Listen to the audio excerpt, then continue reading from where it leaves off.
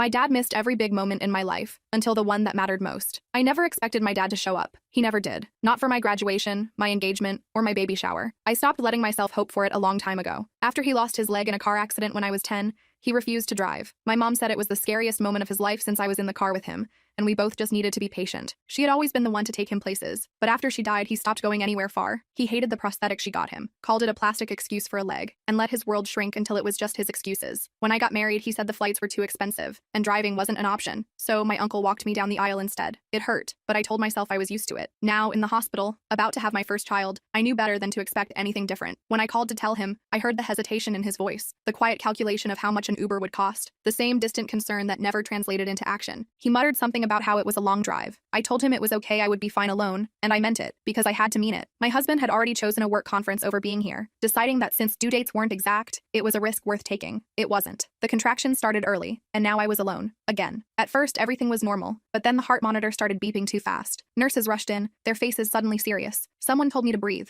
Someone else called for the doctor. Words like distress and emergency blurred together as they started prepping me for surgery. I barely had time to process it before they were moving my bed, wheeling me toward the operating room. My hands were shaking, and all I could think about was how much I wanted my mom. I wished for my husband, for my dad, anyone. Then I saw him, hobbling down the hallway, breathless, wearing the prosthetic he swore he never would. For a second, I thought I was hallucinating, but then his hand grabbed mine, strong and real. My heart pounded as I tried to process it. I managed to ask how much the Uber cost, but he just shook his head. He said there was no time. He drove. The man who hadn't touched a steering wheel in years, who let his fear dictate his life for so long, had gotten into a car and driven because I needed him. Before they took me into surgery, he said, "You're strong, just like your mom." His words stayed with me, looping through my mind, grounding me through the fear. When I woke up, he was beside me. He had stayed. He sat by the bassinet, looking down at my baby. I told him he could hold her, and he nodded, carefully lifting his granddaughter into his arms. He told me he was sorry for everything he had missed, for all the moments he wasn't there. Then he told me why. After my mom died, he thought it was better if he stayed away, that it was easier for me to move on without him weighing me down. He thought I was better off without a father who could barely stand to leave his house. But when I called, he realized he had been lying to himself. He hadn't been protecting me. He had been protecting himself from the guilt of showing up too late. And this time, he refused to be late. I told him he was here now, and that was what mattered. And for the first time in my life, it truly felt like it. Because this time, when I needed him, he came, and that changed everything.